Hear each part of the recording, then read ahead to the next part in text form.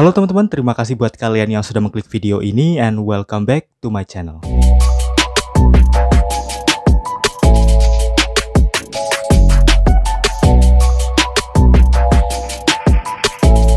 Nah, seperti judul yang udah kalian baca, hari ini aku mau sharing tentang aturan-aturan aneh yang ada di Korea Utara. Teman-teman, seperti yang kita tahu, Korea Utara adalah salah satu negara yang sangat tertutup. Seperti mengisolasi dari dunia luar, rakyat Korut seakan terkurung oleh pemerintahnya sendiri. Negara yang saat ini dipimpin oleh Kim Jong-un ini juga memiliki aturan-aturan aneh yang nggak boleh dilanggar oleh rakyatnya. Nah, kira-kira seperti apa aja sih peraturannya? Berikut adalah 20 aturan aneh yang ada di Korea Utara. Yang pertama, memiliki aturan waktu tersendiri. Berbeda dengan penanggalan mayoritas negara di dunia, Korea Utara ini memiliki penanggalan tersendiri yang diberi nama penanggalan Juchai. Jika penanggalan Masehi telah sampai pada tahun 2020, maka penanggalan Juchai di Korut ini baru menginjak ke tahun 109. Penanggalan Juchai dimulai pada tahun 1912, tepatnya pada tahun kelahiran bapak pendiri Korut, yaitu Kim Il-sung. Kedua, hukuman 3 generasi. Salah satu hukuman terberat di Korut adalah hukuman 3 generasi. Jika seseorang telah melakukan tindak kejahatan atau pelanggaran yang berat, maka bukan hanya dirinya saja yang akan dijebloskan ke dalam penjara. Namun anak cucunya juga akan ikut dijebloskan ke dalam penjara, meskipun mereka tidak terlibat dalam kasus kejahatan itu.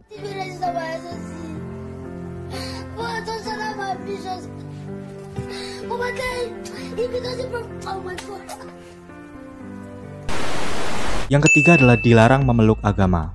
Korea Utara adalah negara penganut ideologi Juchai yang pada konsepnya memiliki arti kemandirian. Namun pada prakteknya sangat berbeda. Di sana, pemimpin negara bagaikan Tuhan yang memiliki kuasa penuh terhadap umat atau rakyatnya. Sehingga pemerintah pun melarang rakyatnya untuk memeluk agama. Bahkan kepemilikan Alkitab akan dianggap ilegal dan siapapun yang mempraktekkan agama akan dijebloskan ke dalam kamp kerja paksa. Pemerintah menganggap aturan-aturan agama berseberangan dengan ideologi resmi bangsa mereka. Keempat, diwajibkan memilih satu calon saat pemilu. Berbeda dengan Indonesia, pemilu di Korut memiliki aturan yang terdengar konyol. Di sana hanya ada satu nama calon pemimpin dalam kertas suara, yakni Kim Jong-un. Masyarakat yang telah cukup umur tidak perlu mencentang, mencoblos, atau mengisi apapun.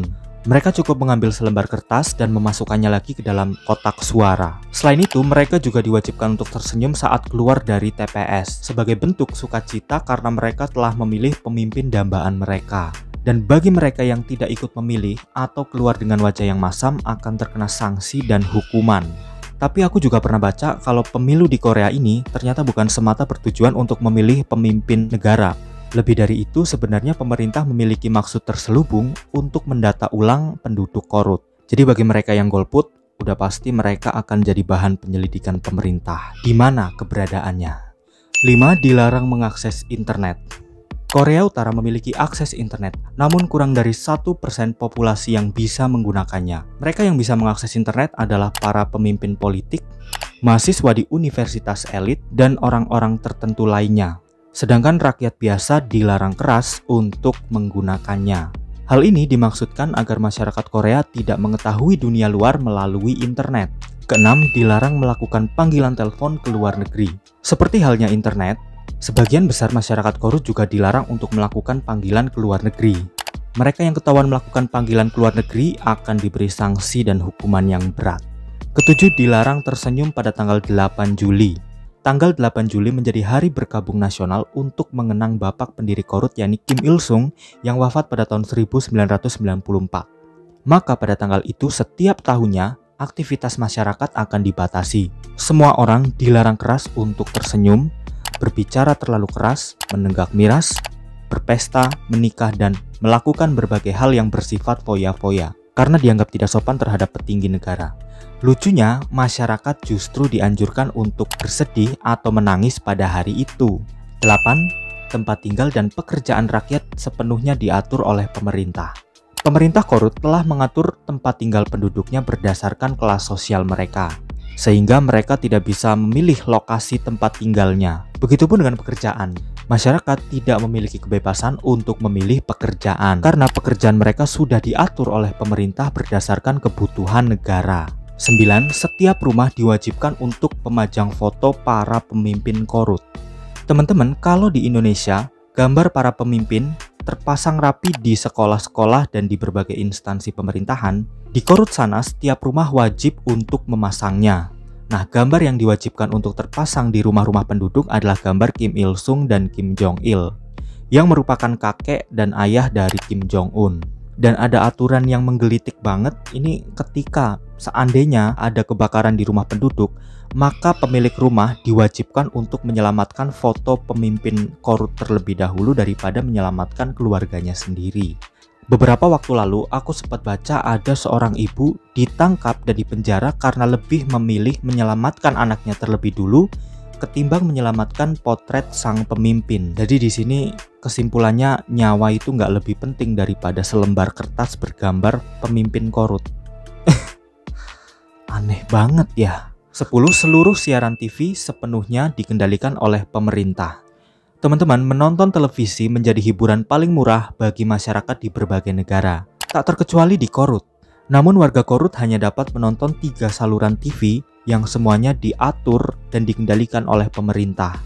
Dalam artian, mereka hanya dapat menonton program-program yang banyak menyiarkan berita tentang pemerintah dan acaranya cenderung membosankan. Nah, kalau udah kayak gini, gimana mereka bisa terhibur ya? 11. Potongan dan gaya rambut sepenuhnya diatur oleh pemerintah. Di berbagai negara, gaya rambut menjadi bagian yang tak terpisahkan dari lifestyle. Banyak pilihan untuk menunjang penampilan agar terlihat lebih keren. Namun hal ini tidak berlaku di Korea Utara. Gaya rambut rakyat Korut sepenuhnya diatur oleh pemerintah. Pemerintah telah menyediakan 18 jenis gaya rambut untuk wanita dan 10 jenis gaya rambut untuk pria. Dan rakyat juga dilarang keras untuk memiliki gaya rambut yang sama dengan pemimpin mereka, yaitu Kim Jong Un. Ya mungkin biar lebih limited edition kali ya, nggak boleh ditiru gitu. 12. Tidak boleh memiliki nama yang sama dengan pemimpin Korut. Pemerintah Korut secara resmi melarang warganya untuk memakai nama yang sama dengan 3 pemimpin besar Korut, yakni Kim Il Sung, Kim Jong Il, dan Kim Jong Un. Larangan ini merupakan bagian dari propaganda untuk membangun sosok yang dipuja dan dikultuskan rakyat Korut. Nah, untuk itu bayi yang baru lahir ini tidak boleh diberi nama yang sama dengan 3 pemimpin besar itu. 13. Dilarang memakai celana jeans dan tindik. Pada tahun 2016, Kim Jong Un membuat sebuah aturan yang melarang rakyatnya untuk memakai celana jeans dan tindik. Dan ini menjadi salah satu langkah pemerintah untuk menghilangkan pengaruh budaya barat di Korut. 14. Dilarang menyetir kendaraan. Teman-teman, kalau kamu pernah lihat rekaman jalan raya di Korut, itu pasti terlihat lengang. Ya, nggak beda jauh lah sama suasana Jakarta kalau ditinggal mudik penduduknya. Nah, ternyata itu disebabkan oleh adanya aturan pelarangan menyetir. Di Korea Utara hanya pejabat laki-laki aja yang boleh mengemudikan kendaraannya. Jadi nggak heran kalau rata-rata kepemilikan mobil di Korut hanya 1/100 orang. 15. Hampir semua hal yang berhubungan dengan Amerika Serikat diboikot. Hubungan antara Korea Utara dan Amerika Serikat yang kurang terjalin baik membuat pemerintah Korut memboikot berbagai hal yang berhubungan dengan Amerika Serikat. Beberapa di antaranya adalah melarang berdirinya gerai makanan cepat saji seperti KFC dan McD. Coca-Cola juga menjadi salah satu produk yang peredarannya dilarang oleh pemerintah. Selain itu, hal yang cukup menonjol ada pada peraturan bola basket. Seperti yang kita tahu, bola basket adalah salah satu olahraga yang berasal dari Amerika Serikat. Untuk itu, pemerintah Korut membuat aturan main tersendiri dalam olahraga ini untuk membedakannya dengan aturan main internasional. Tapi tetap aja kalau mereka ikut pesta olahraga seperti Olimpiade atau Asian Games, mereka tetap diharuskan untuk menggunakan aturan main internasional. 16. Dilarang melipat koran. Pemerintah Korut secara resmi menerbitkan surat kabar setiap harinya. Nah, masyarakat yang membeli dan membacanya dilarang untuk melipatnya. Karena dalam koran tersebut terdapat banyak foto para pemimpin, jadi melipat koran menjadi salah satu tindakan yang dianggap tidak sopan. 17. Pelegalan ganja. Berbeda dengan pemerintah Indonesia yang melarang keras peredaran ganja, pemerintah Korut justru mengizinkan rakyatnya untuk menjual, mengolah, bahkan mengkonsumsi ganja sebanyak yang mereka inginkan. Ganja menjadi salah satu barang murah yang diperjualbelikan secara bebas di Korut. Pemerintah juga menganggap ganja sebagai salah satu obat yang dapat menyembuhkan berbagai macam penyakit.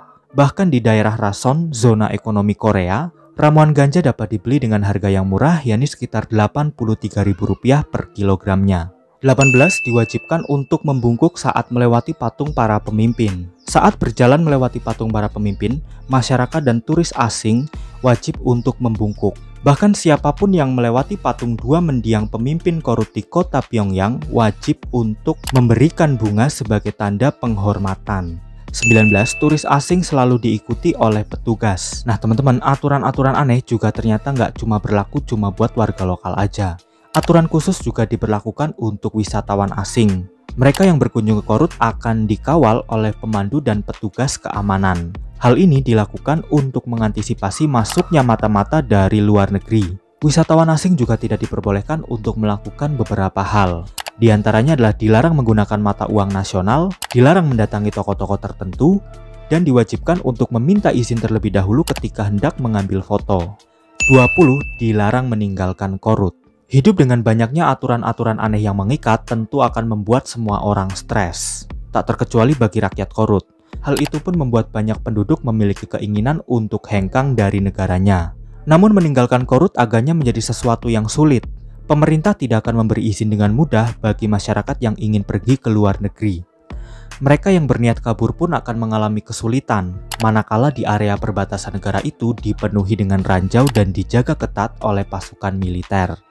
Sehingga hampir mustahil bagi masyarakat Korut untuk melarikan diri. Dan bagi mereka yang tertangkap basah saat melarikan diri akan dikirim ke kamp kerja paksa atau bahkan dieksekusi mati.